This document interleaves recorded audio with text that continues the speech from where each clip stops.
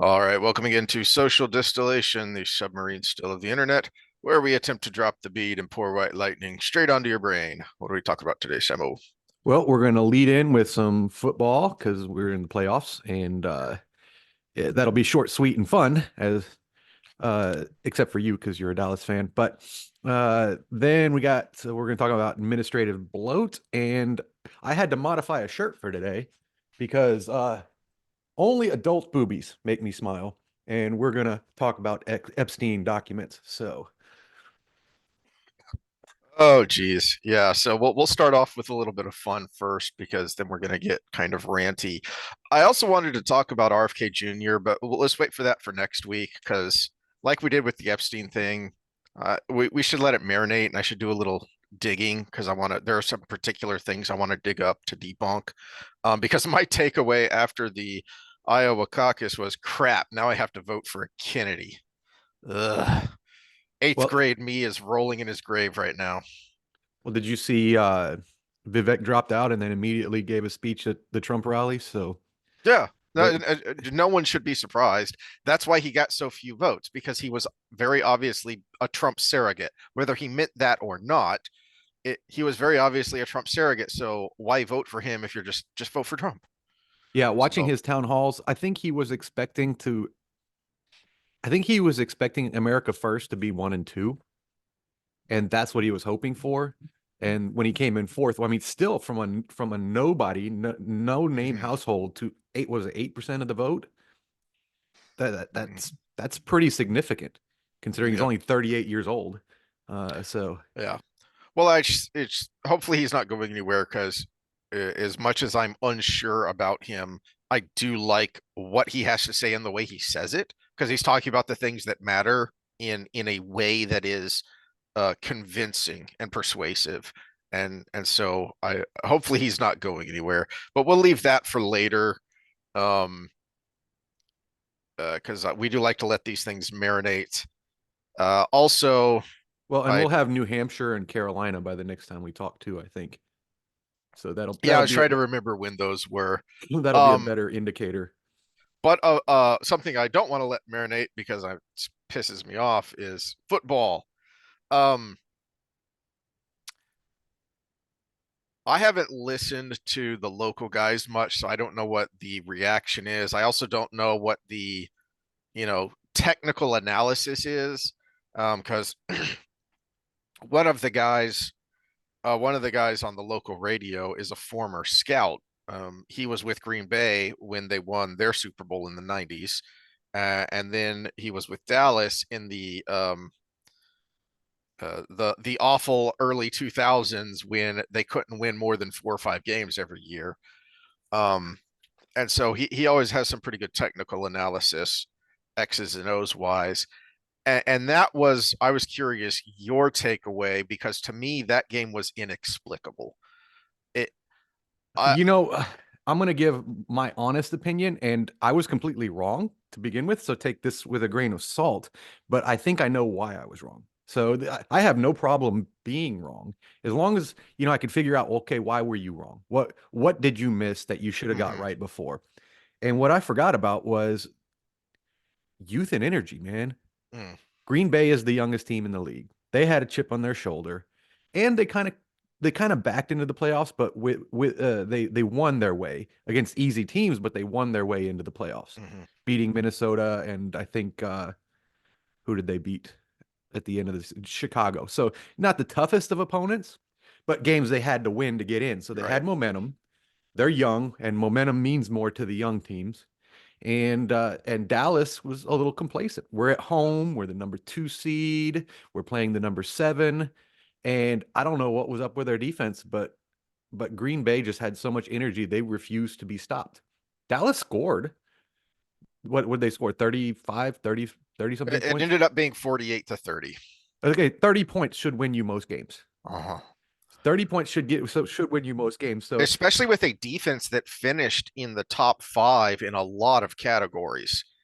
However, and this was something I did catch that one of the one of the rants they were having on the radio when I was driving to the gym the other day was, is the hype for Dan Quinn over?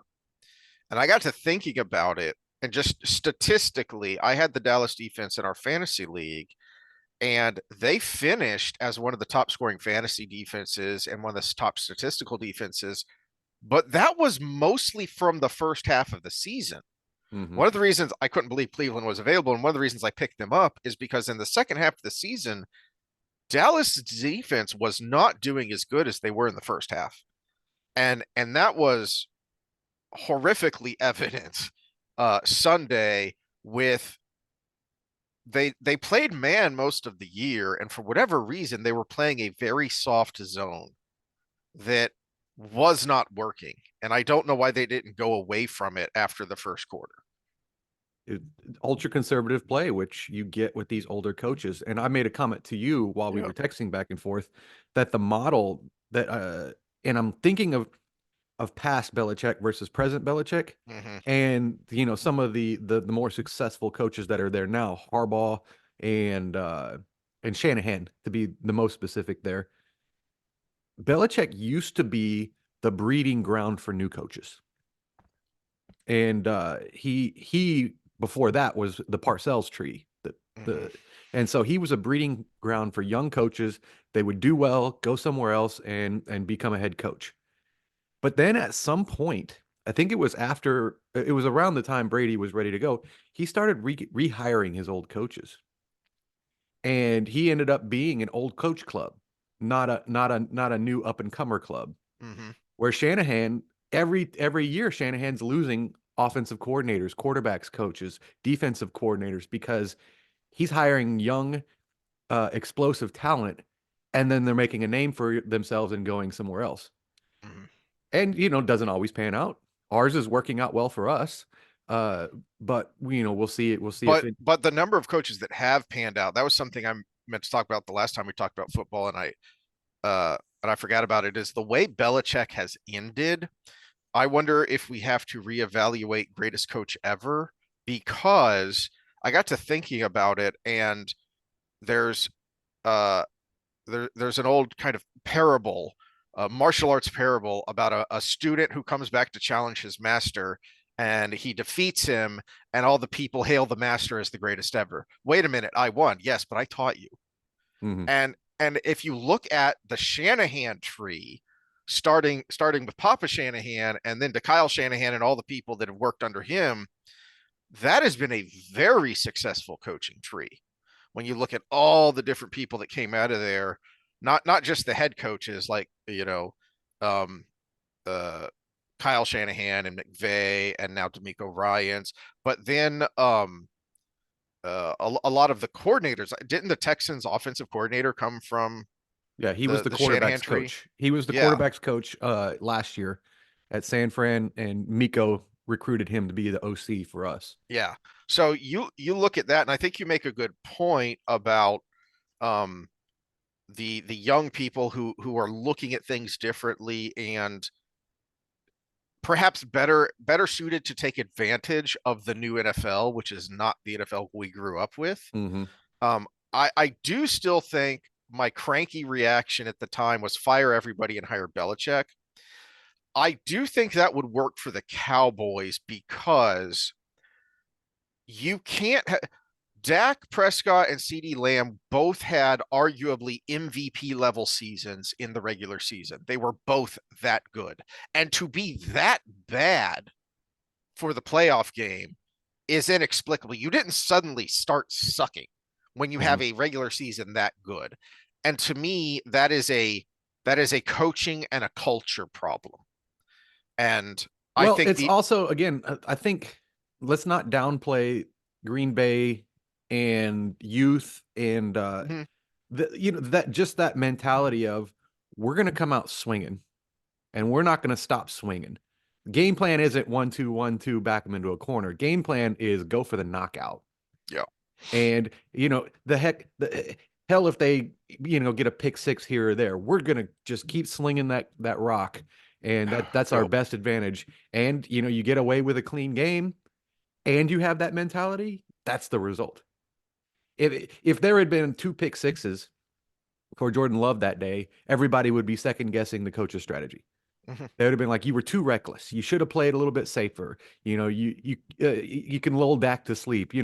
Everybody would be Monday morning quarterbacking it. But the young team, the underdog on the road, that was probably the best strategy. mhm. And hopefully for our predictions, San Fran it took note of that. Well, and that was the other thing I wanted to talk about. When we were looking at the bracket, and I said I don't see anyone beating Baltimore or San Fran. That's not to say no one could. Prior to this weekend, my thinking was I could see the Cowboys beating them. Oops, boy, did I get that wrong. And in hindsight, looking at how their season ended, they did kind of sort of back into the playoffs, and they did kind of sort of luck into the number 2 seed because of Philly's collapse. And the other team I thought could beat San Fran was Philly if the 10-1 team showed up to the playoffs, not the 1-5 team that finished the season. And it I was think the one while and we're five talking team that about showed it, up. we need the food chart up with who's remaining. Yes, Yes. this Uh, is what so really matters. so this is the real bracket now. Yes. And so I did. Oh, let me make us big again real quick because I did get something at Specs today in case San Fran, or it also works for Baltimore, gets to the Super Bowl for Jello shots. The empty syringes here, the used syringes, and we'll just color code them for the teams. If Baltimore and Yikes. San Fran get in there, we'll just have to do half and half from each color. Um, I'm not saying there's no chance the Lions could, and I would love it if they did upset San Fran and make it to the Super Bowl. But um, Oh, this the Eagles and Pittsburgh should be crossed off. I it, forgot I took this picture before I crossed them yeah, off. as much as I love Dan Campbell, I think he is a little hot-headed, and I think But that gives you that same advantage yes, that I was just talking about. Now the problem is you walk into some punches when you do that too. exactly. And Kyle Shanahan and that coaching staff, I think, are much better equipped to, what happened to the Cowboys was Mike Tyson's, brilliant philosophy of everyone has a plan until they get punched in the face, and then Dallas was reeling the whole game, and the ref should have jumped in and stopped the match because they were gone. The San Fran coaching staff, I trust a lot more to react to that unexpected punch in the face and cover up and come up with a new game plan and uh, a new way of attack. So they're much better suited to deal with that and to take advantage of Campbell's, like the Dallas game that Dallas accidentally won. Look, I understand that you told your team when we make this touchdown, we're going for two, we're going for the win, and so you wanted to stick with it.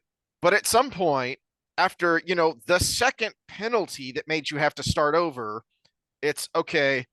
We took our shot, Kick and the you can field goal even going to overtime. yeah Yeah. blame the refs. Hey, we took our shot. The refs screwed us. We'll get it in overtime. Don't worry, guys. We'll get it in overtime. Kick the freaking extra point and go into overtime. Uh, Well, especially since Shanahan the is the odds kind of coach to change take advantage of change that. when you get pushed further back like that. Exactly. Yeah. Exactly. Okay. Now I Um, cut you off on Shanahan when I started coughing. What did you say Shanahan is? no, he can take advantage of that better Okay. than McCarthy and Quinn and that group can.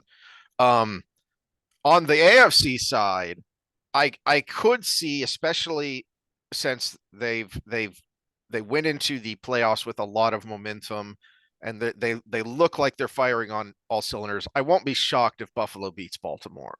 I mean, I still think Baltimore is the clear favorite. Well, I Buffalo has to get also, through Kansas City first. yeah, Kansas City isn't the Kansas City of the past few years, so I'm not expecting them. I mean, I think it'll be a good game. I don't think it'll be a very close game. I expect Yeah, Buffalo to win by 7 to 10 points. I'm I'm thinking somewhere in the mid range on points. So I'm gonna say somewhere around 28 to 24. Hmm. But you might be right about the 7 points, 28-21. Buffalo wins by at least a score. The other team I could see, as we were talking about it last time, actually upsetting Baltimore was Houston. And my caveat to that was what you said uh, when we were watching the games over the weekend is Houston will be very dangerous if the defense and offense both show up at the same time. And there hadn't been very many games in the And regular that season where that Cleveland happened. playoff game was the Mhm. first time it happened all season. Yeah. So if even with a rookie quarterback, I could see them upsetting Baltimore in Baltimore. Um, I take if that back. The offense the and last defense game show up against the firing on all Titties, the last cylinders. game against the Titties, they both showed up. Yes. Yeah. Yeah, I think that was huge for them going into the playoffs is to Well, and beating have a that kind of a rival in Indy performance. Hmm. coming in. You talk about hot teams going into the playoffs.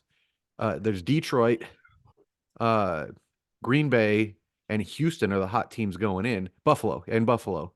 So if you're going by the hot hand, Hmm. it's a Houston Buffalo AFC championship, and it's a Detroit San Fran championship. Because I think San Fran takes care of Green Bay, and San Fran ended the year hot too. So That's the downside to youth and excitement is there can be a fall off if you don't have the mentality and the leadership to, keep everyone on that high level. mhm. Is there can be an emotional and physical fall off because you were so high and then you have that crash. Well, it's exhausting too. Yeah. It is exhausting. I mean, having fought before, when that adrenaline boost wears off, you almost start seeing double just from tiredness, and it's not your cardio that did it; it's your emotion. Hmm. But yeah, predictions for this weekend. Let's see. The only one I was wrong on last week was no, I was wrong on Miami and Dallas. I was wrong on those. I picked the upset. I picked the wrong upset, and LA. So I was wrong a lot. Damn it. LA and Detroit though, that was a good game. It was I My pick was Yeah. justified just by how close that game was. That was And you talk about aggressiveness. LA punts with 3.5 minutes left, thinking they can get the ball back. Hmm. It was 4th and 3. I a young coach, you think McVay goes for it there. Hmm. Especially, Detroit had been pretty solid offensively all game. The only thing I can think is they were close to midfield as I recall, but they were still in their own territory. So I assume the Yeah, thinking was if we don't get it, it's, a first down and a field goal, and now we have to get a touchdown instead of a field goal to win it. So yeah, but 3 yards versus yeah. stopping the other team Yep. on four Yep. plays. I would take the 3 yards anytime. Yeah. And the way McVay coaches, I was pretty surprised they didn't go for it. Well, and you've got weapons. You got Puka Nakua, you've got Cooper Cup, you've got Williams, and you've got Stafford to throw it to him. Hmm. And that tight end, I'd never heard of him before. That Oh yeah. was balling, number 88. He was having a career game. So you got those weapons versus a mediocre at best defense to stop Detroit twice. Yeah. And those are the odds I would pick, but it's why I'm not in the NFL coaching, right? Uh, Yeah. Houston's best chance is Baltimore's flat. They sat all their starters in week 18 and lost to Pittsburgh. And then they had the bye week. They're going to be well rested, but if we can come out and get a 14-point lead or so in the first half because they're flat, we've got a good enough defense and offense to maybe hold that. Yeah. Well, we'll see how if I know anything at all, but I think that will be a much closer game than the Buffalo Kansas City game. I think that's going to be like a last drive kind of game. Either last drive to win it or It's somebody's been got to our whole stop it. season against Yeah. everybody we've played. Yeah. We So we I had we think had that's more coming down to more the games last within drive. 6 points than I think any other team. Uh, yeah, I think Tampa holds serve, and I think San Fran holds serve. So no upsets for me in the NFC unless you're calling. I mean, Detroit holds serve over Hmm. Tampa. That's what I meant. I think Detroit holds serve. San Fran holds. Baltimore wins by one score, and Buffalo, I agree with you, a score or two difference, enough to be interesting, but not so much that you're scared there's a comeback or something. All right. I Well, want Houston to win, but we'll see what happens. Um, I think oh, I think Houston has the best chance of an upset this weekend. last thought on this on this though. I did hear I was pissed about the did you watch the Kansas City Miami game? Did you No, were you able to watch it? I did not get Peacock so I could watch it. Well, the numbers are out. Now this is 23 million self-reporting. people Yeah, watched it. they paid a ton of money. I think it was just over $100 million to get that game and have it be on streaming. But they got enough new subscribers that they theoretically came out ahead, Hmm. which annoys me because that the streaming wars are starting to piss me off because of how stupid they are and how subsidized they are because NBC is NBC Universal and so um wait, and I think it is NBC the one that's owned by GE? I think it might be. This is how these companies are able to put so much ludicrous amounts of money into these streaming services that nobody's using is because they're being heavily subsidized by their corporate overlords. And it's dragging this out way longer than it should just based on common sense and normal market forces. So I didn't like it. I'm kind of with Charles Barkley. It's a greedy cash grab, but I was listening to Patrick Bet David on this, and he loves it because he's a great businessman. And he's like, yeah, everything is. And it worked. Goodell made an amazing decision here. Look what's happening to ESPN. They're being sold for bargain basement price right now from Disney because they ran it into the ground. Mm-hmm. But Peacock and NBC came out ahead, and that's Goodell's job. Make the NFL money. And I'm torn on it because yeah, he's right. I mean, he has to by actual public trading laws do that. You know, do the best money making decisions for the teams and for the Mm-hmm. for the NFL in itself. And it might be the future. That's the problem. This might be the future of everything.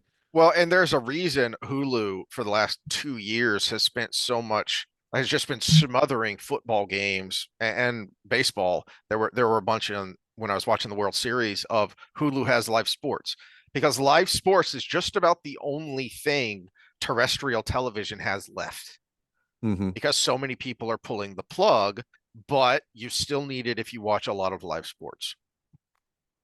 And so if they can get enough live sports going, then people will have a reason to subscribe and stay subscribed. This will be the interesting thing to me is how many people immediately cancel those subscriptions because that would turn this into a loss. Well, I signed up for YouTube TV so I could watch the national championship game, and I have an alarm set for day 20 of my 21-day free Uh-huh. trial to cancel it. So it's I mean, hopefully that's what a lot of, but no, Peacock didn't have a free trial though.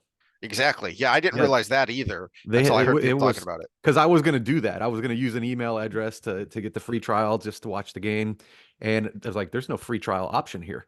Hmm. So it was they were smart to Hmm. to not have the free trial that day. But I will be canceling YouTube TV because I had no idea it was so expensive. Oh yeah. It's $72 a month. I'm like, you might as well have DirecTV. Hmm. Jeez. Uh, this might be a good segue picture for the administrative state because what is that other than these buffoon referees that we have this year?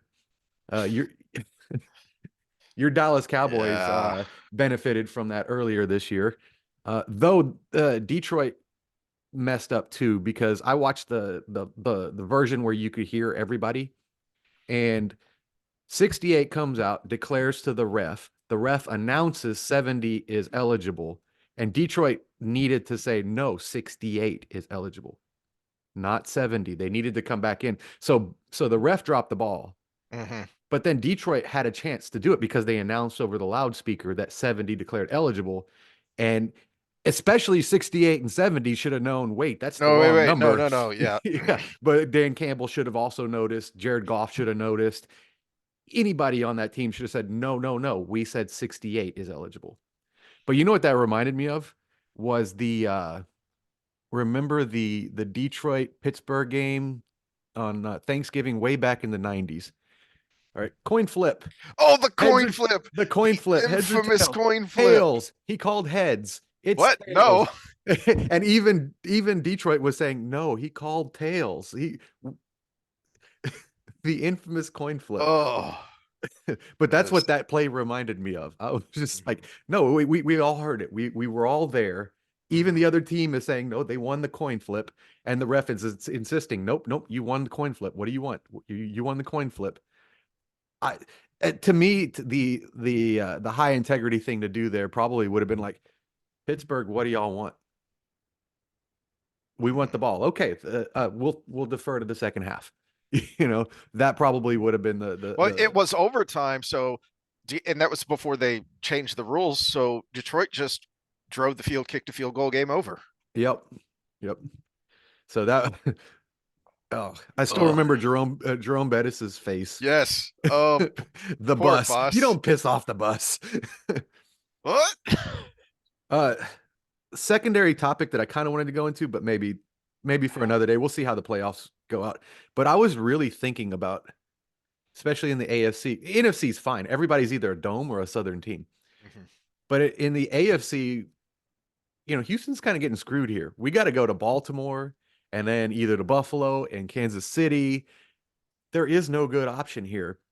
And I'm almost wondering, because of the way the season's set up, if I'm gonna have to look up the numbers, if there's a skew to teams from the North winning the championships, or at least getting to the Super Bowl. It's usually in a neutral site somewhere in the South. At least Yeah, getting to the Super Bowl, because I wonder if that plays an advantage. And someone would say, "Oh, well, being in Arizona in August is an advantage, right?" Except that it's not one and done in August. exactly. It's one and done when you're in the playoffs. And Miami is a great example. You think Miami doesn't have a better game if it's in a dome or if it's in Miami? I have heard speculation for years by pundits that at some point the NFL is going to start mandating that all new stadiums be domes. And this is like the umpires versus computer debate. It's yeah, it would eliminate all human error, but it's the game. No, going to Green Bay in January is part of Hmm. the game, Hmm. but it's also the only time of the year where everything matters. You say, oh, well, Miami should have just got the number 2 seed and then they could have been at home. Except they played Buffalo in Buffalo in January to try to have that number 2 seed. So Yeah, I almost wonder that if that's not a good option to have mandated domes, or at least find some way to control the temperature on the field a little bit better. They got heaters in Kansas City in the Green field. Bay would never do it, and since the team is owned by the city, it's not that they would be the stick in the mud that says absolutely not. Well, lucky for the NFC, Green Bay's the 7 seed, so they can't have any games at home. But Yeah. Well, now that they're doing well, Buffalo might also say no. We like the game getting canceled because we get 4 feet of snow. I mean, think about it as the fans. If you polled the fans, if it was a public poll, I guarantee you Green Bay fans, Buffalo fans, Kansas, all these northern fans would be like, "No, we love it." But if you did it as an anonymous poll, I bet you 75, 80% would say, oh, we'd prefer to be inside when it's -8 degrees out. All the fans were complaining at the Kansas City game because their $12 beer was freezing before they could drink it. It was that cold. Oh man. And that's alcoholic water, which has a lower Yeah. freezing temperature than water. Yeah. And it was that cold that you couldn't even drink your beer fast enough. Yikes. All right. But the segue, administrative state. And let me bring up a graphic for you. This is what got me on this kind of rabbit hole. This this is healthcare in the United States. This The is green on the bonkers. bottom is physicians. And from what I understand, that includes nursing staff as well and PAs. Anybody who's actually working, Anyone who is treating a patient. anyone who is treating a patient, who is making the company money. The big red blob that gets exponentially larger after 1990 is everybody else. the people who Mhm. get the memo about the memo and have the meeting that discusses what they talked about at the last meeting. It's HR. It's marketing. I mean, how much marketing do you need to do as a hospital? I get sick or hurt, I go to closest hospital. Mhm. We- uh, it's not something that you're like gonna boost your sales with a celebrity campaign, right? So that little bit of green, their work is paying for all that red. Mhm. And you want to talk to me about healthcare costs? Mhm. If it was a true capitalist system, this would not exist because they would have hired, what was that guy in the 90s called the chainsaw, where he'd come into companies and cut all the fat. There's a lot of fat there to cut. Well, here's the problem though. Not necessarily, because a lot of those administrators are needed because my rule of life number one, wherever there's a problem, government is at the root of it. Oh, so you're saying they're needed to Mhm. cross the T's and dot the I's. The uh now once upon a time we were bad health insurance salesmen. And one of the things you learn when you look into health insurance is that it's basically all ruled by Medicare, because obviously the overwhelming majority of health care spending is done by old people, which is Medicare. And so basically, no matter no matter if you're on Medicare or even old enough to be eligible for Medicare, you're ruled by Medicare, because what they do to set the regulations is what goes. That determines basically everything. So you need a large administrative staff just to deal with Medicare compliance, and the fact that Medicare is the worst offender when it comes to denying treatment and denying coverage. So then you need administrators to deal with that, to go through the appeals process, because something like 70% of the time, Medicare, this is what I remember from the numbers from when I was doing it, something like 70% of the time, Medicare denies it the first time. So I and it's all administrative BS because they'll approve it on the appeal almost all the time.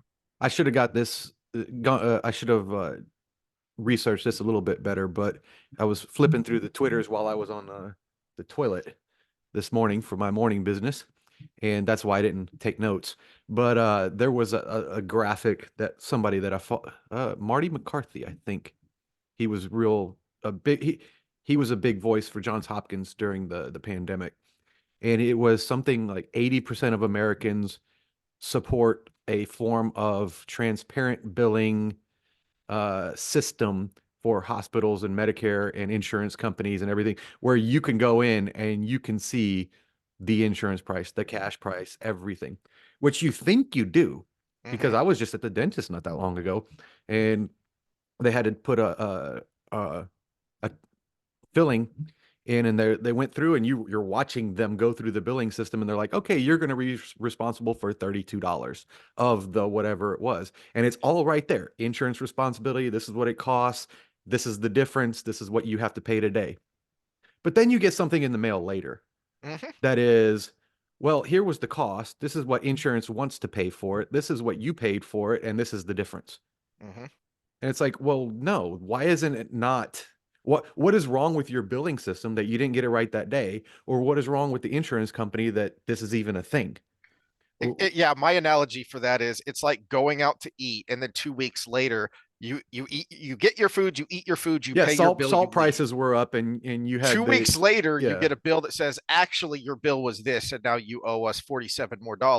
No, we had an economic transaction that we agreed to. The bill was paid. We are done. You and me are done now because I ate your food and I paid for it. Goodbye. Have a nice day. And yet insurance doesn't work that way because it is ridiculously convoluted. And part of the point Well, on and I Medicare think that I wanted to make, hold I on was a second, yeah, go real ahead. quick. Part of the point on Medicare that you will find a lot of small offices, physicians' offices, who will just stop taking Medicare because it is so obnoxious that they've just said, we're done. we'll take other insurance and we'll take cash. We are not dealing with Medicare anymore because it costs us so much money. Hmm. Well, and yeah, and they have to do so many other things with billing. They have to charge their clients more if they deal with Medicare because you can't charge the not Medicare price Hmm. if you deal with Medicare. You can't. The person who did my shoulder surgery for my pec couldn't spot me an appointment because he had COVID the day I was supposed to be in there, but it went past the 90-day 3 appointment follow up that the insurance company was paying for. He couldn't let me come in for free because Medicare would have sued him Hmm. Hmm. because he wouldn't have charged me for it. I'm like, I technically already paid for it, but it's outside of Yep. that window. And Yep. that was a Medicare thing. But when I'm talking about administrative bloat, I'm thinking of things like I work out a bunch of home health people, and you see it over the course of the last several years, probably about last decade or so. It's see more patients, see more patients, see more patients, see more patients. We're not going to pay you for this. We're not going to pay you for that, but you got to see more patients and do this and this and this. And then you see these admins go up and up and up. That physician, the reason you only get 5 minutes with your doctor is not because your doctor's salary. It's because all of those other people. And how many of them, we saw what happened with Twitter. He came in and he fired what, 75% of the company and it still ran the same? Hmm. How much of that can happen in a lot of Yeah. But industries? I'm yeah, bringing up healthcare, but bring that graph back up because that's a good point. To my point, some of that had to have started because of uh, uh, oppressive government regulation, but a 3,000% increase can't all be just because of that. it's a self-perpetuating cycle. Mm, HR basically is reproducing itself, yes. and it's just putting more work on the people who actually do the work. The Now here, primary goal of any bureaucracy is to perpetuate itself, not to yeah, fulfill whatever need it was instituted for. and the problem is the people responsible for firing them are themselves. And who's going to be the one that Yes. stands up and Yes. says, I'm the one that's useless? I mean, Hmm. how many companies are going to realize in the next 10, 15 years that after all this inflation and bureaucrat and taxes go up if we keep going down the road we're on and all of these things, how many companies are going to say, you know what? I don't need all these people.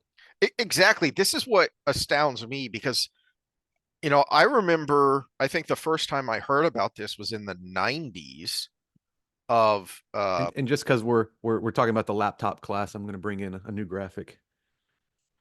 oh, uh-oh. This might be our episode meme.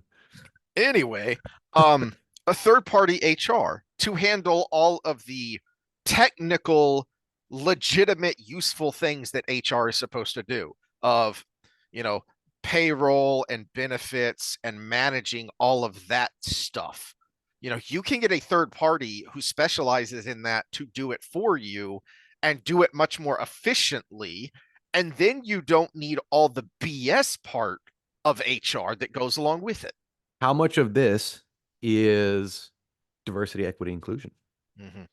I mean, how much of it is programs like that? Uh, my wife had to do a 2 hour training meeting yesterday over Zoom. She just had her phone going and I could hear it from the other room.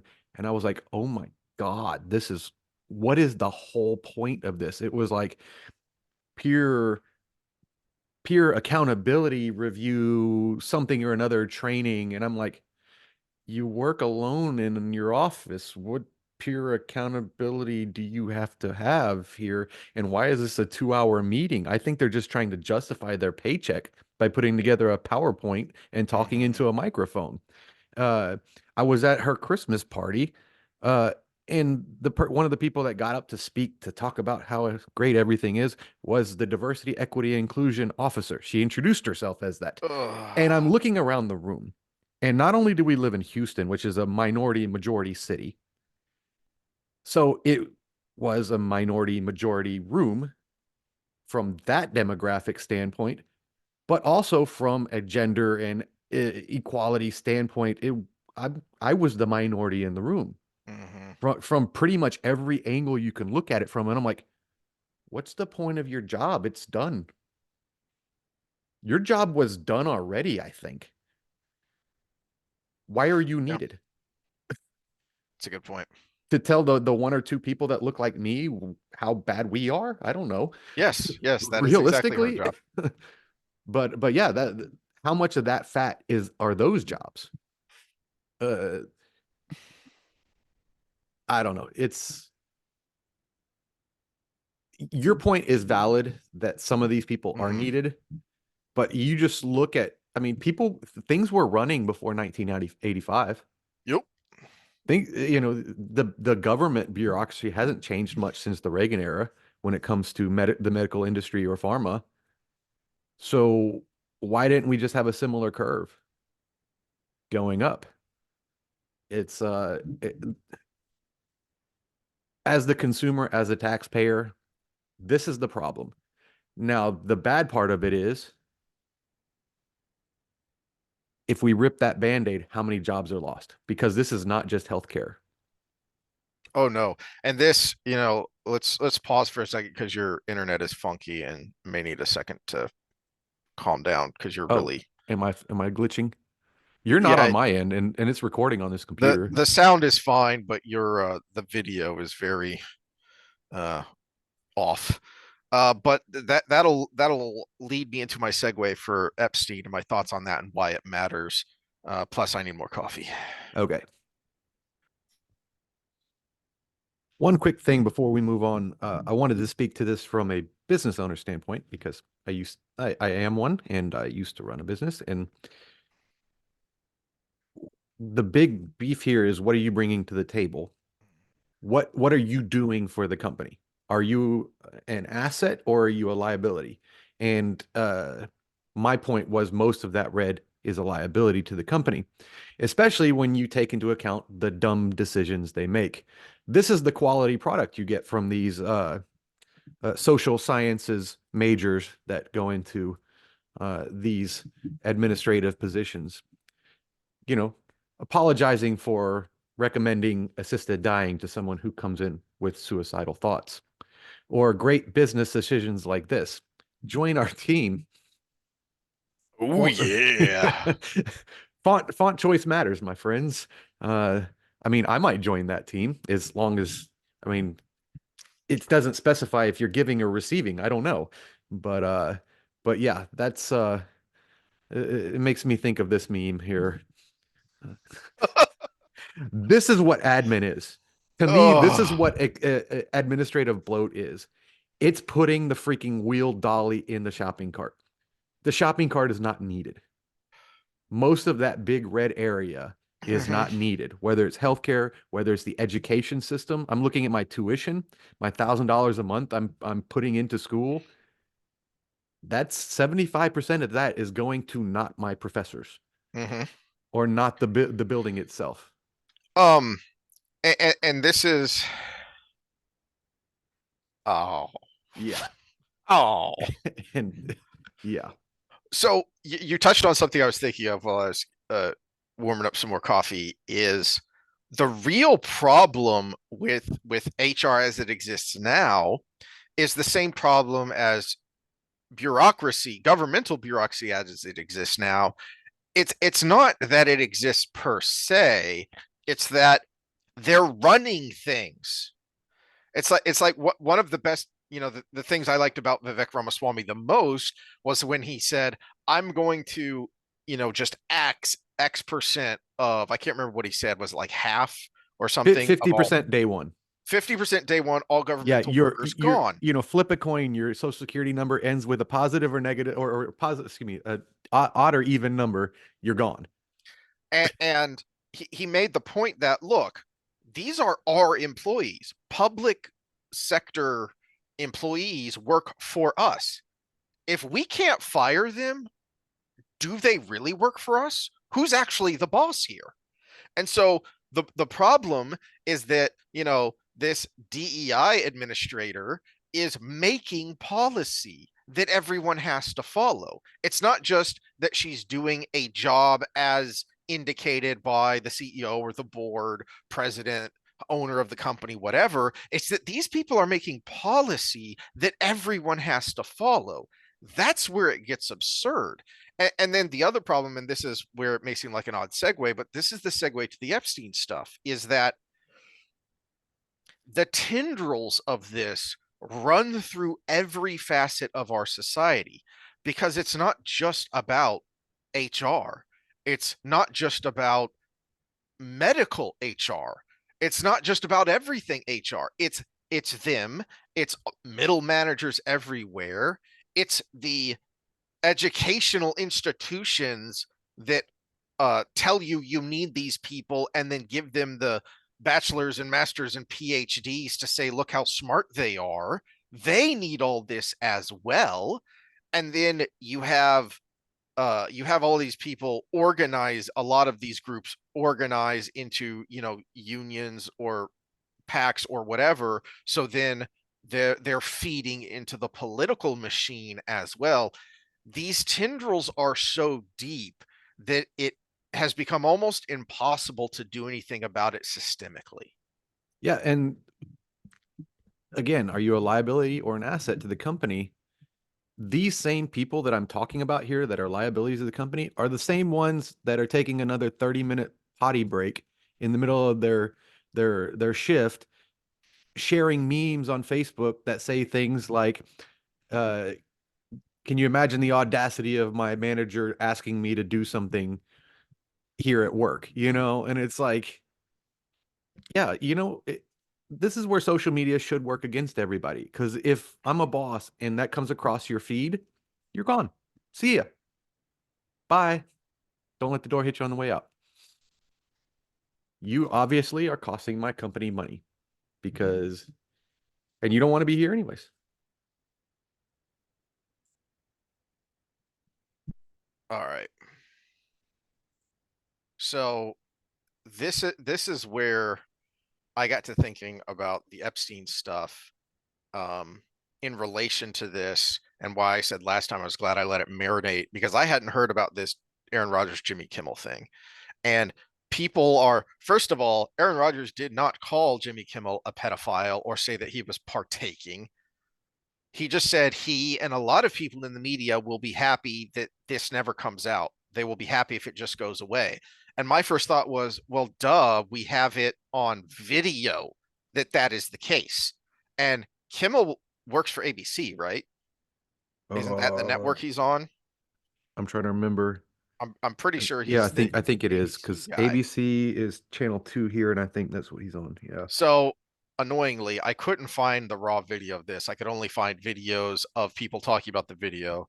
So this is Fox News talking about it, and this is from 4 years ago that Project Veritas got this hot mic incident of an ABC reporter talking about this. I've had the story for 3 years. I've had Hold on.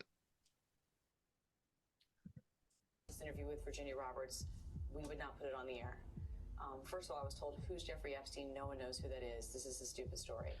Okay, it wasn't as big of news, but it was news by then. Now I think at the time it was still kind of local because it was when Florida had charged him, and then there's a whole mess there where the prosecutor wussed out and like gave him a slap on the wrist. Um, but it was news, and the links between him and high profile powerful people were starting to come out. So that's strike number one of this is BS. Then the palace found out that we had her whole allegations about Prince Andrew. Buckingham Palace, that would be. Different ways. Yeah. We were so afraid we wouldn't be able to interview Kate and Will that also quashed the story. We were afraid we would not be able to interview Kate and Will about their royal wedding, so we squashed a story about a serial pedophile, sexual assaulter, sex slave operator connected with some of the highest, most powerful people in the world because we wanted an interview about the royal wedding. Mm-hmm. Well, it's good to know where your priorities are. She told me everything. She had pictures. She had everything. It was unbelievable what we had. Clinton, we had everything. Do I think he was killed? 100%. Yes, I do. Because he made his whole living blackmailing people. So yes and no, I don't think that's quite accurate. But the point is, the tendrils of this go everywhere so that people who weren't directly involved would still not want this to come out because they may be tangentially or indirectly connected to it. Well, I mean, just think of your own life. This is where you don't throw bricks if you live in glass houses, right?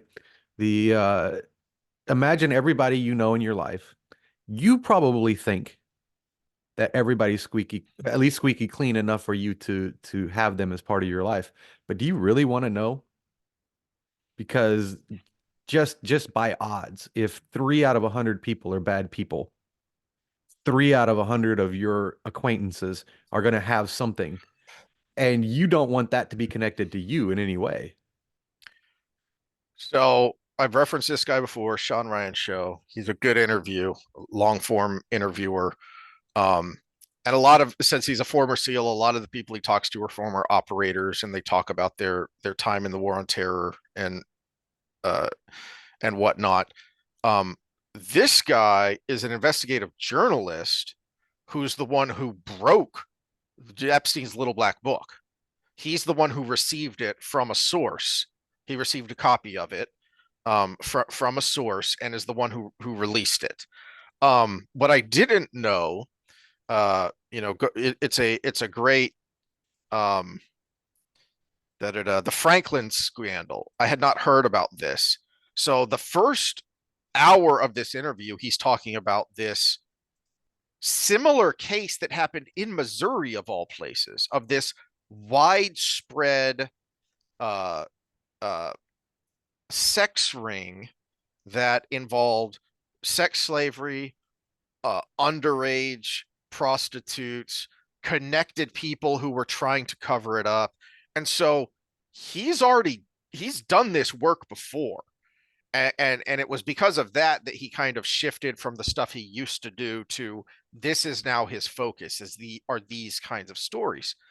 And one of the things he talks about, and I didn't know this, is that Attorney General Barr, the Attorney General under Trump at the end of Trump's presidency, was responsible for killing the initial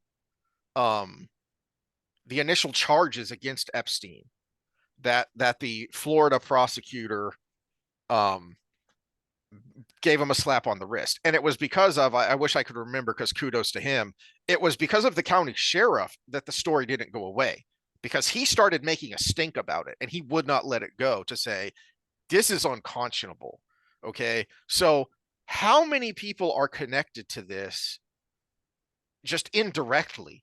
They weren't on the Lolita Express. They didn't ever meet with Jeffrey Epstein, but they are connected because someone else who is connected told them or pressured them to do it. Or even the worst part is, what if they weren't pressured? What if they just read the tea leaves and say, hey, if I do this, people who are much more powerful and rich than me will owe me.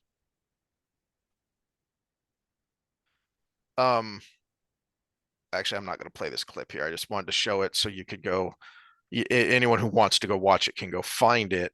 But he has a website that he runs called Epstein Justice, and they are attempting to get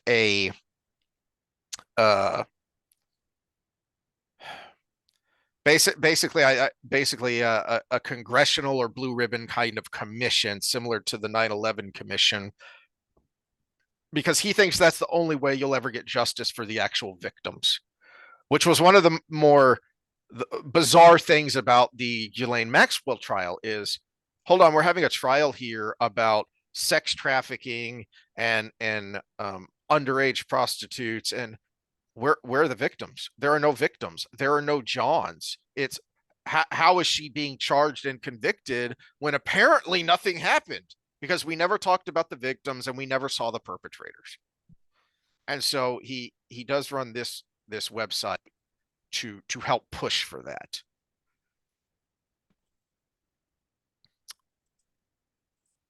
Um, did you have any thoughts on that before I go to the next part here? I don't, not any original new thoughts because I mean, we've been saying since the advent of this podcast that it's amazing. There's a crime, but no, there's a criminal with no crime here. Oh yeah, that was the Yeah. other point is so Sean Ryan, the interviewer was asking him at that point there where I had it paused of asking him about names in the black book. And the journalist made the point rather clearly and forcefully, that's a distraction. That doesn't matter.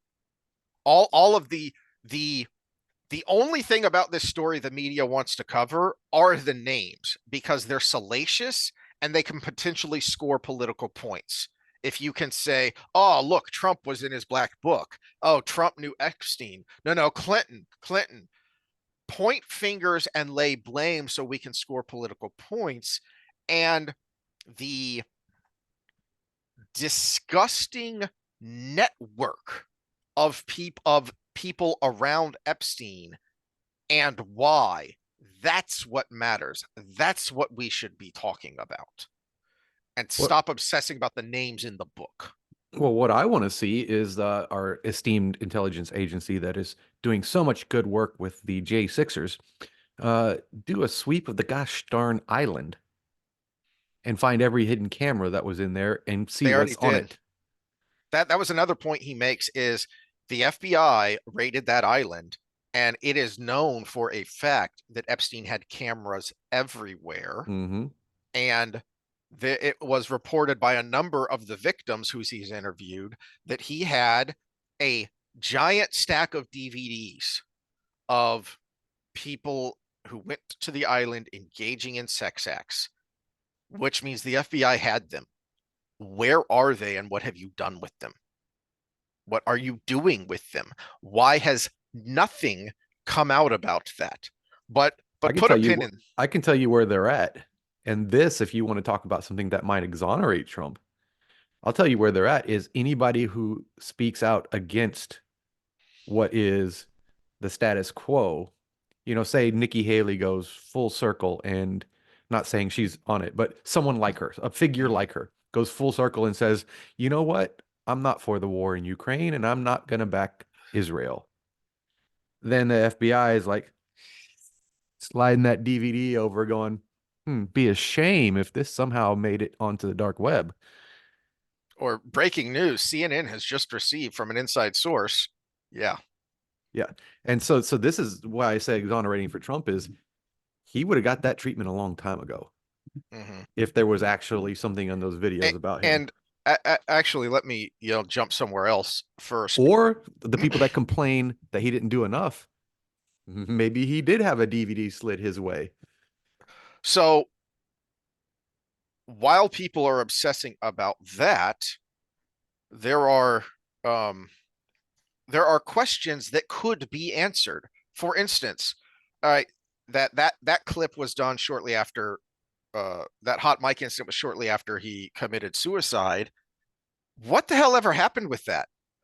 Were those guards who apparently fell asleep, were they ever interviewed?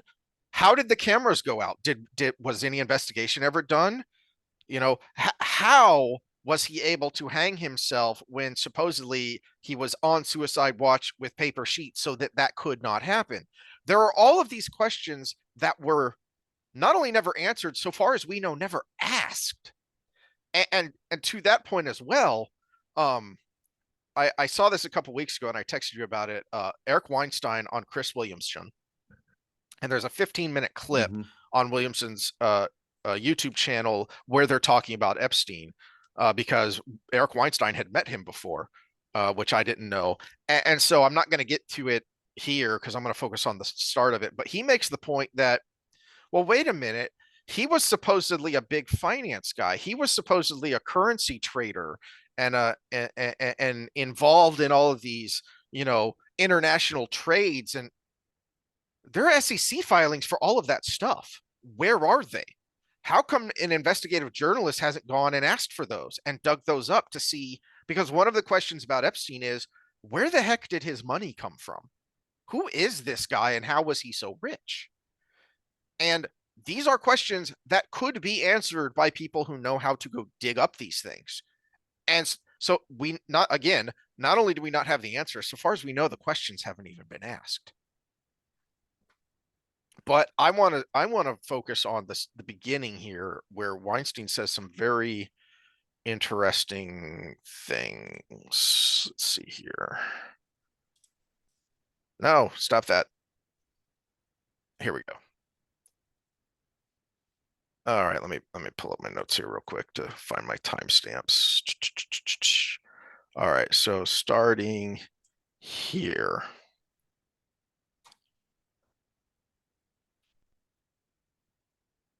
Physiological feeling. I don't know whether the hair actually does that, but it's exactly what it feels like. You're meeting somebody who is unholy. And, one of the most interesting things is that he was beckoning into a world that didn't seem to exist but for him as the doorman. Pause it for a second. Your hair actually does that because it's a systemic response that when you're put into a very stressful situation right away, you defend yourself. And it's kind of a lot of these systemic responses are the same no matter what situation you're in. And so mental stress can have the same effect as jumping out into the cold. And your hair stands up to create an insulated barrier around you, whether it's too hot or too cold, it's trying to defend you from the elements. But if you come across that person that gives you that feeling, you still get the exact same goosebump and hair standing up. So yeah, he said, I don't know if the hair actually does it. I just wanted to say the hair actually does do that. What is Eric Weinstein's area of specialization? Physics and mathematics. Physics and mathematics. And so far as I know, he's an atheist. Yeah. He apparently has an equation for how the universe works, and he's working on it. That's so one of the reasons I wanted to play that clip is because I found it very telling that he used the word unholy. mm-hmm. That is how creepy and evil this guy was. And I don't think this is post hoc rationalization, because it's pretty, well verifiable that Weinstein didn't have anything to do with him after this meeting. And he goes into the details of why, of how bizarre it was and how creepy this guy was. Well, I've heard other interviews with him too, because some people have specifically asked him, hey, aren't you afraid of the Epstein list because you're on it? And he said, and his answer is, a lot of scientists are on it because that's what Epstein would do. Invite scientists over to these things. And then, like me, most of them, we had wanted nothing to do with him after that. As he creeped you the heck out. Yeah. But a lot of people would, because I liked the way he phrased that. He's the doorman to this world that you want to get into. And I'm going to go a little deeper in this in a second, but the hedonistic lifestyle that people want or think they want, and assume that the ultra rich, that is the way they live, and some of them do, and that's what he's the doorman to. And going back to the Sean Ryan interview, to go deeper and more realistic too, it's the doorman. Okay, so we're sticking specifically with scientists. Who was one of Epstein's buddies that had multiple trips with him, was actually openly buddy with him? Bill Gates. Bill Gates.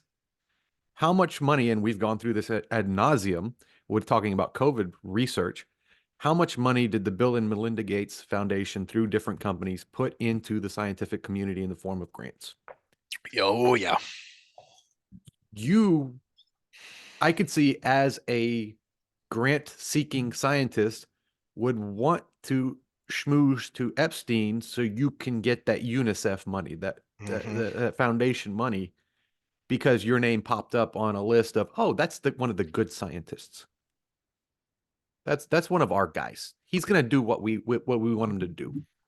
So I just brain farted on the guy's name, the journalist in the Sean Ryan interview, that one of the points he made that I thought was interesting and important was that so much is being made the um about the underage girls, and that is important because they were victims. But a couple of points on that he made is one, the media is trying to, a lot of the media has tried to make it out of, well, these were, it's not pedophilia, it's pederasty. These were 16, 17-year-old girls who could pass for 18, 19. And he said, no, we know for a fact um there were victims as young as 14, and you're going to be hard pressed to find a 14-year-old that could pass as an 18 or 19-year-old one. And he added that from interviewing the victims that he's interviewed, Epstein would go lower. That wasn't his taste, but as he put it, he was a true sociopath, and he didn't care what you wanted, he would get it for you. If you wanted, the barely legal, the 18 to 22, he would get that for you. If you wanted younger, he would get that for you. If you wanted a lot younger, he would get that for you. It's almost like there was a movie about this that had a very Epstein-like figure, but he was a plant to make the bust happen. But Sound of Freedom. Oh yeah, you can watch it on Amazon Prime.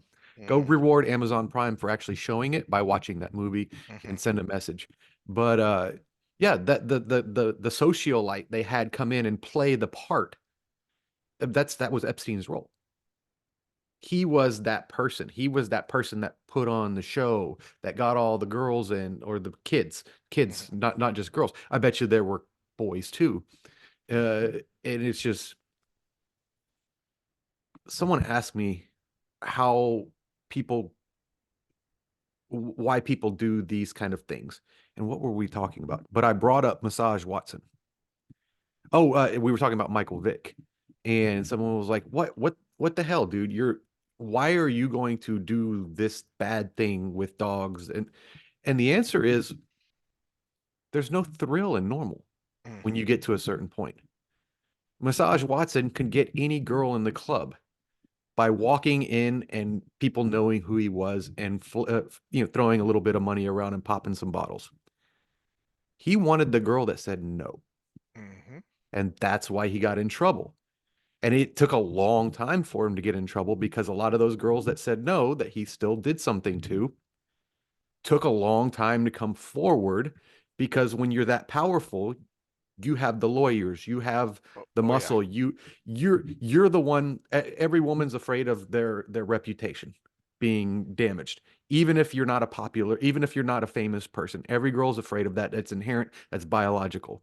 Yeah, put a pin in that, because we're about to go down that dark rabbit hole in a Okay, second. so yeah, so the answer is because they can't, but they're not supposed to. That's why a lot of these powerful people have this preference. It was taken out of context, but Trump was right. And this is where he was right when he said, grab him by the pussy. When that statement came out, what he said, the full statement was, when you have money, you can walk up to a girl and grab him by the pussy. That's part of what's wrong with the world. That was his actual statement. And when you can do that, you want the things you can't have. And what bigger thing than you can't have than a streak down pedophilia? Or you hear of these rich people that would hunt, that would get people to hunt because they want to hunt a person. They want to kill somebody. That's what this rich person could go on a rhino hunt any day. Can go kill a giraffe without any repercussions. Can go kill an elephant and take its ivory.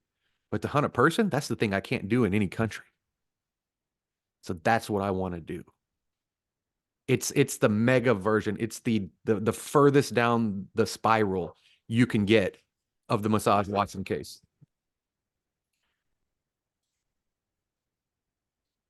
Hell, we had a movie about it. It's called Hostel. Everybody remember that movie? All right. So I'm just gonna let this play for a second. I think that's one of the things that freaked out a lot of these rich people is that he felt rich in a movie sense, which is not something that you find among actually rich people. What do you mean? It was like gold beaten into jets. And if you look at Jeffrey Epstein's wealth, it was beaten. It was like gold beaten into gold foil so that it could cover a vast area and leave the impression of a solid gold life. Yeah, I forgot about this statement. Probably on a mid nine-figure fortune.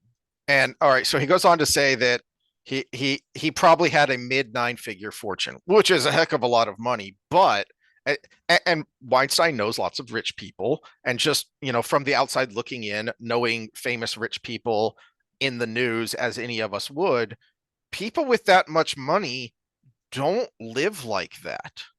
They don't buy islands and have fleets of jets. This was, to your point about the Sound of Freedom analogy. This was an act. This was a system. This was a system to create this web to cater to these desires of the rich and powerful, and if necessary and if possible, and this is the part about the Epstein story that I think needs to be explored, is the blackmail material. Well, as I said about the prosecutor who just gave him a slap on the wrist, there didn't necessarily have to be blackmail material. These could just, it's like you don't need a conspiracy if everyone thinks the same. They're just going to go along the same direction anyway. Mm-hmm. If this is what these people wanted, they didn't need to be blackmailed. This was catering to a need in the market. I said this, and tell me if I'm way off base here, but I said this about juries not that long ago on one of ours, where the problem with the hot coffee is too hot ruling and the jury of peers is you've got a jury full of people that hopes it happens to them one day. Yeah, it's ridiculous to give this person $7 million because they spilled coffee in their lap. But maybe one day I'll get hurt a little bit. Mm-hmm. And I wouldn't mind being a millionaire because, a taxi driver hit me with their car and I could sue the whole company. To your point, people just going along because it just feels like, oh, you know what? Maybe I'll be in this situation someday or something like it.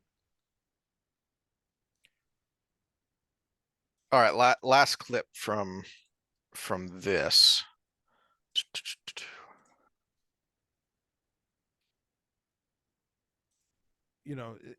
This was scary, and it was meant to be scary. Sounds menacing. Well, I think his product was silence. People think that his product was sex or finance, but it was silence. I'm pretty. This was like I had been saying this for a while. I'm pretty sure it was Charlie Sheen who back in the 90s got busted with a prostitute, and people were, Charlie Sheen, you're rich and famous, you're a good-looking leading man. Why does Charlie Sheen need a hooker? And Charlie Sheen said, you don't pay the prostitute for sex, you pay her to leave.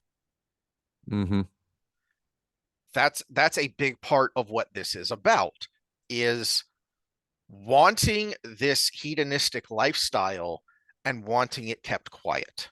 So you're in a club with other rich and powerful people, and none of them are going to talk because it would just incriminate them as well. They want this lifestyle. And again, to me, this is the most insidious thing about this that isn't being talked about and isn't really being investigated, is how many people were like, what he was trying to do with Weinstein is entrap him, right? Is have this scientist that you can control, because as a professor, there's no way he gets into this world. But I can open the door. I'm the doorman. I can open the door for you. And once you're in, you cannot get out because I will destroy you. Okay. So I imagine there were those people that he was trying to entrap. But how many people was he just offering a service to that they all wanted? Yeah. I feel that living in a very conservative suburban area, because everybody's so the rumor buzz is always around. Mhm. And I've been to some of these parties in this town where things aren't up to the outward appearance standard. And being kind of the outsider, the middleman in it all, I just hear one rumor and I'm like, yeah, but you were there too. That's how you know. You had some white powder on your nose too, by the way. It's it's a game that's played on all levels. This is just the highest stakes level. It might not even be the highest stakes level. If it was the highest stakes level, maybe he'd be alive. This might we don't know what's happening at Davos or any of these other places, but it's definitely a much higher level than we're used to. I have an example of what I'm talking about here with how. So one of the ways this ties in, and the point I want to make, starting out with that ABC reporter, is that I I suspect, I would not be surprised. I'm confident that Epstein is the tip of the iceberg. That once you start to pull on that thread, not only will you unravel a lot of nastiness that a lot of people don't want out in the air just with Epstein, but then how many other Epsteins will that reveal? Sorry for the hiccup. We were on a very interesting thought, and I figured we better take care of bathroom breaks and stuff. All right, so let me set up this story here real quick. My wife listens to pretty much nothing but K-pop and watches pretty much nothing but Korean TV shows. So she told me about this a few years ago, and then it came back up in the news recently. So she was talking about it on the way back last time we were down there to visit, and it was this years-long scandal of a club that was founded by one of the biggest K-pop stars of the of the 2000s, and it turned out to basically be a rape ring that, as is typical for hot nightclubs, uh if you were a hot chick, you got in. Well, it wasn't just for the normal reasons of you want a good ratio there because that's what keeps the hot club a hot club. It was so that the people that were connected to the owner could pick out the ones they want, and then they would roofie them. And Which sucks, by the way. yeah, numerous women reported this because they would wake up not knowing what happened, which is what happens when you get roofied. And Which the doesn't mean you're a dead fish, by the way. There's a whole episode on that. Go exactly back to it. Yeah. exactly. And she was, asking the question of, well, why would you do that? And I gave her the Charlie Sheen example, is that, but also in this instance, it's not just so that there won't be a rumor mill because they can't talk because they don't remember it. It's what you talked about, the power play. I want her, and because I'm me, I'll be damned if she can say no. Mm-hmm. So this went on for years with the police ignoring it or sweeping it under the Yeah, rug. the thrill is getting away with it. This person could have sex with any hot girl because money, but getting away with it is the scandal, is the thrill. Okay, so Burning Sun was the name of the club. And I picked this out because of the title, The Scandalous Case of the Missing Scandal. And this is what I meant by, you pull on that Epstein thread, and how many other Epsteins will you find? Because you think this is the only time this has happened in South Korea, let alone anywhere. And no one was ever charged. As he points out, as the author of this points out, that there were a couple of whistleblowers that finally blew this open. And one of them, Kim Sang-kyo, himself was indicted for sexual harassment and assault on the premises of the club.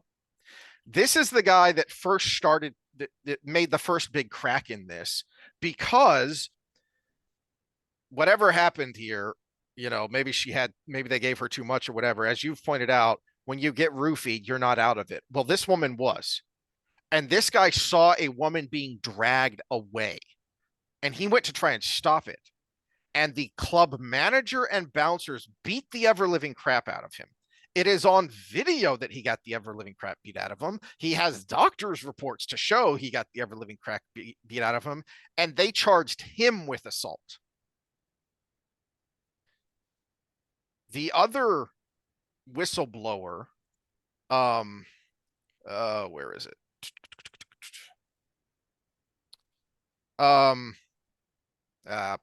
Never mind. So the other whistleblower was uh, a forensic IT guy, because in something unrelated, they had gotten this guy's phone, who turned out to be one of the perpetrators, one of the guys in this ring, and they were using a chat app to talk to each other and to share pictures and video and to talk about which girl they wanted next. And periodically they would disband the chat, which would make it disappear, because it was one of those apps where nothing was saved.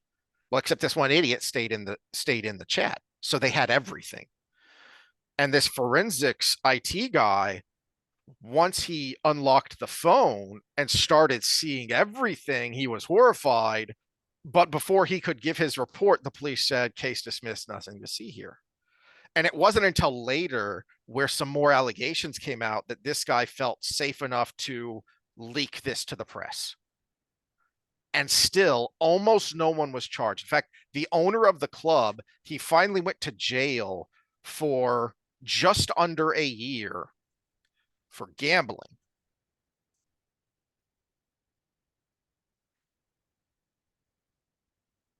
Do you think, how many of the policemen do you think were in on it? We're getting a taste of the action. And how many just didn't want to piss off people in power? And how many thought, hey, maybe if I'll play nice, I'll get to go to the hot club and have some fun? Do you think that's the only time that has ever happened? Oh, heck no. Do you think now that that club has been shut down, that that's not happening anymore?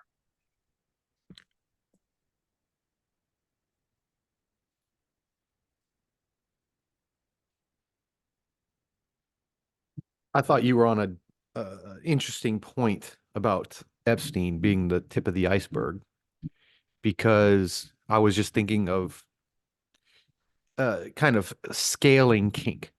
So we're normal people, pretty relative. I mean, we've put ourselves out there on the internet, so maybe we've taken some steps that most people that just want to be left alone working their 9 to 5 job or whatever. But for the most part, we're pretty much just normal people. Uh, and so our thrills come from just slightly different things. You know, you've got your accountant that's into feet. He's got a foot fetish or something. You know, these little things that's like, oh, it's so naughty. You know, those kind of things give us a little bit of thrill, and we're fine with it. But then you got someone who's not normal. And I was looking for the quotes, but you can find interviews where Robert Kiyosaki, the writer of Rich Dad Poor Dad, talks about why he joined the Marines. He joined the Marines because it was a thrill for him to point a gun at another human being and shoot them in the Vietnam War. Now, he put it to a positive purpose in actually joining the military and, you know, going to war for our country, and theoretically never did it in private, but that's past normal. that's a certain level of kink that we will never know, because we're just not mentally there. And Epstein was supplying that level of kink that these people that can't get a thrill from normal everyday things have to look for. I say have to, internally, mentally have to look for, not have to as in they should be doing it. You said the tip of the iceberg, but what if he was a smaller fish in a bigger pool, and he actually got into a world that even he wasn't ready for? He was the local, protect your business gangster when the mafia was in town, Hmm. and he stepped on the actual big fish's toe. Or even an upstart came in that just basically overpowered him, and now we've got a new king in town that we don't even know about. Yeah. Those are both possibilities, and that's scary. The fact that he's dead is the scariest thing about this whole situation. Because if he was the big fish, he's not dead. He never goes to jail. The other scary thing, and one of the reasons I brought up the Burning Sun scandal, is because perhaps the grossest part of that Burning Sun scandal is that because this guy was such a huge pop star, he still has fangirls defending him. The evidence of his, I was going to say skeeviness, but that doesn't even cover it. Absolutely evil behavior is pretty damn overwhelming. And yet he still has fangirls defending him. And if you talk about this scandal in Korean social media, you get swarmed with fans beating up on you for talking about what is factually verifiable. Well, Same thing with the Epstein scandal is how many people, kind of where I started, is how many people are busy and the only thing they care about is either defending their guy or pointing fingers at your guy. scale it down again. I'll bring it back to sports. How many pundits and fans still talk about Michael Vick positively? How Deshaun Watson can still walk into a club and never leave alone, Mhm. even though everybody knows everything. Some girl in that club is going to be like, "You're Deshaun Watson." Not the rapist, the quarterback for the Cleveland Browns that didn't play a whole lot this year, but and is costing his team 60 something million in cap room next year. But and still might not play. But still, I mean, just knowing okay, we'll be equitable here. Ben Roethlisberger still had a girlfriend and a wife and kids after the whole college rape scandal.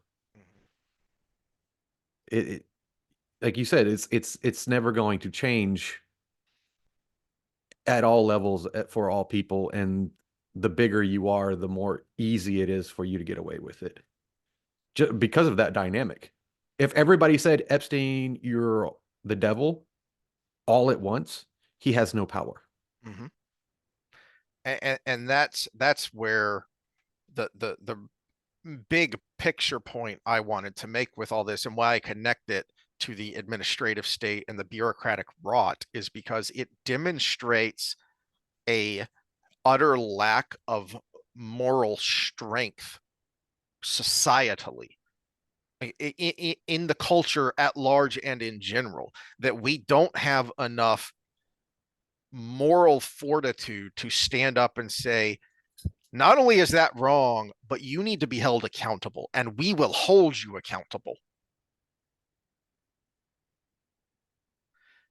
Now, in some of these cases, that can be very difficult because, okay, well, how do you hold someone accountable short of pitchforks and torches, which never ends Mhm. well?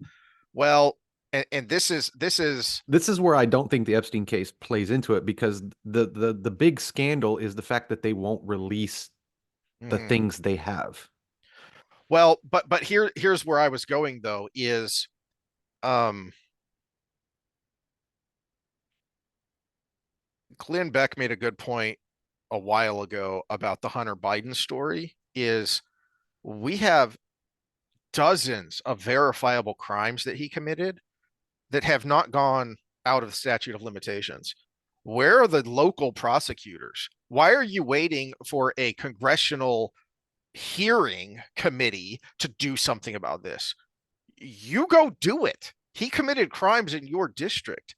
I know he's got a lot on his plate, but a lot of this happened in Florida. Why DeSantis impaneled a grand jury to look into uh, uh, the jabs and the duplicity surrounding that. Why not a grand jury to investigate any state and local crimes that were committed not just by Epstein, but by the people associated with him? And paneling a grand jury on a local or state level would have the power to, now they might not get it, but they would have the power to subpoena and demand evidence.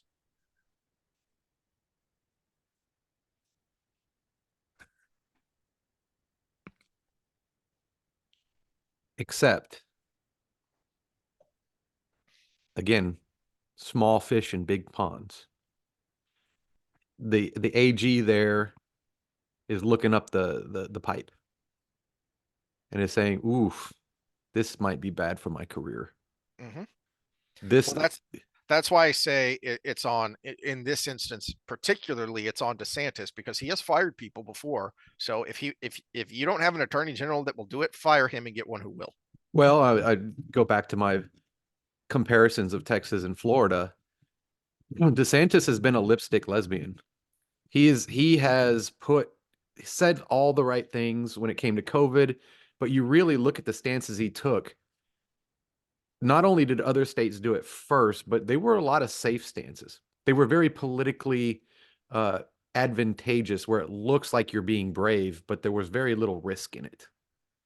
Whereas we got here in Texas, basically the governor saying, you know what, federal government, if you're not going to take care of our border, rouse the state guard. And when the federal government says, well, you can't do that, Abbott just looked back at him and said, come and make us stop. We're going to do this. And the government's just, we're going to sue you, I guess, because you can't do that, I don't think. And so it was like, it was basically a come and take it moment. Like, we're going to do this because our state is being overrun here. If you're not going to do your job, federal government, make us stop. DeSantis took stances that were all just a lot of talk. Well, I disagree with that, because he didn't. He got himself a state surgeon general that repeatedly, I like Latipo. I directly contradicted the CDC guidelines that said, no, these are wrong, these are dumb, we don't recommend you do this. But if you really look at the risk taken by disregarding the national or even the blue state norms when it came to COVID, they're really not that great. Now, if you believed COVID was a really deadly disease, they would have been big risks. But no, they weren't, because all you ended up having was just a states' rights issue argument. That was the only risk you took. Latipo was right in his assessment of how deadly COVID was, which was not very. And once you got past that hump, those were all safe decisions. In fact, it was the safest decisions to open back up, to send your kids to school, to do all of these things. Well, but it wasn't safe politically, and it wasn't safe in the media. Oh, no, you knew it was safe if you knew the disease wasn't deadly. No, but that's my, you're wrong if you say he took a safe stance. No, that was the safe thing from a health and common sense standpoint, but that was not safe politically. Yeah, but nationally, politically, no. But if your state does better economically, it was the safe bet. Well, the other states are actually taking more risk by putting their citizens at risk of all of these other things to win the national points. So I still don't see how that was DeSantis playing it political and playing it safe. At the time, it wasn't this. He's still getting hammered by his own party. But you don't see him making moves in these other important things that aren't as easy to see the safe side of the argument, is what I'm saying. The Epstein, getting your AG to be harder on this, there's a lot of risk in that, because we don't know how big this goes. Well, this is me talking out of my butt, though, because I don't know. I can't remember if the slap on the wrist he got, if that was a federal prosecutor or a state prosecutor. Either way, there may be double jeopardy implications, and they can't. Well, he's dead now, so you're not charging him anyway. Well, okay, we said Epstein, Hunter Biden. Why is the AG going after Hunter Biden? That's what I meant to say, because there may be further things up that are dangerous, not just politically, but dangerous. Mm-hmm. And that's, I mean, it wouldn't be the first time a state governor has been assassinated, right? Yeah. Well, I don't think any of the Hunter Biden stuff happened in Florida. I believe it was Arizona, Texas, Delaware, and California off the top of my head. Anyway, um, I lost my train of thought. Yeah, I think we were actually talking about two different things because I thought you were talking about Hunter Biden in Florida, but you were talking about Epstein after you talked Oh about no, Hunter Biden. I Yeah. was using the Hunter Biden as an analogy for state and local law enforcement and prosecutors. Stop waiting for a congressional committee to do something and you do something. Hey, I think that's where we got off as we were talking past each other Mhm. on that one because I was on the Hunter Biden train when you were still talking about Epstein in Florida. But Yeah, yeah. yeah, double jeopardy is a big one. That's the one of the it's a good law, but at the same time, this is Mhm. a great example of how it could go against you. I am a big believer of the philosophy of better 10 to go free than one innocent go to jail. And unfortunately, if you're very well off or connected, you are very likely to be one of those 10 to go Mhm. free. And that's the flaw with that mentality. Yeah. Yep.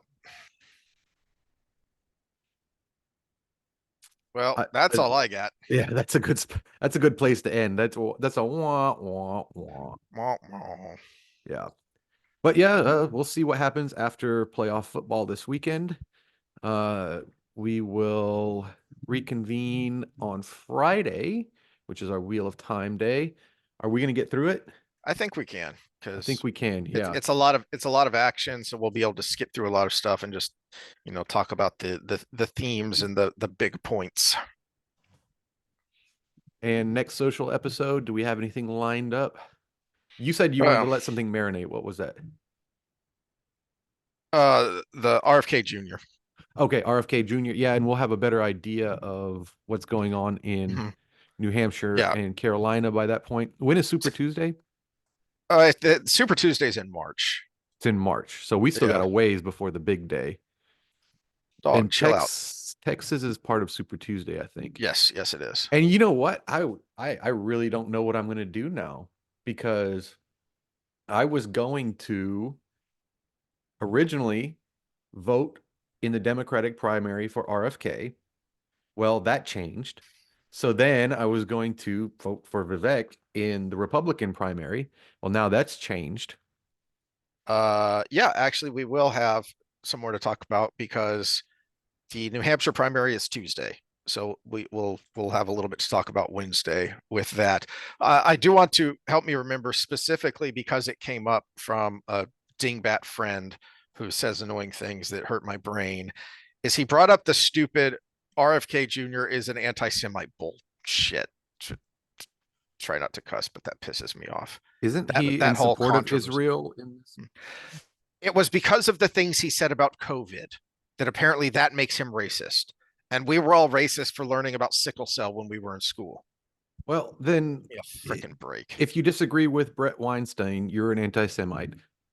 And if you agree with RFK, then you disagree. And then if you agree with RFK, then you agree with Brett Weinstein on COVID. So now we've got this paradox. It's the Rick Astley paradox, He didn't give his wife up for Christmas, so he let her down. It's it's the buttered bread on the back of the cat. Which one's going to land face down? You could just hook it up to a fan and it spins around, so you have the fan running forever. But yeah, no, these arguments are anytime I hear the word anti-Semite right now, I automatically disconnect from the discussion that's going Mhm. on, unless it's somebody saying this person's ridiculous for saying this. The other thing I think anytime I hear something like that is, did you actually listen to what this person said and in context? So go back a minute, go forward a minute, or did you just see a headline? Well, okay, so we're talking about Epstein. There's a name that showed up a lot in that document dump with very specific things attached to it, not just names appearing there. Mm-hmm. And that's Dershowitz. Mm-hmm. So if you bring up the Epstein documents, are you an anti-Semite? Mm-hmm. Yeah. There is no legitimacy to this argument because there are so many Jewish people on every side of every argument that So we'll have fun with that Wednesday. Right now, I got to go because the dog is being a spaz and I need to let him out. So we will see y'all Friday for fun and then Wednesday for brain cancer. oh yeah. All right. Later, dudes.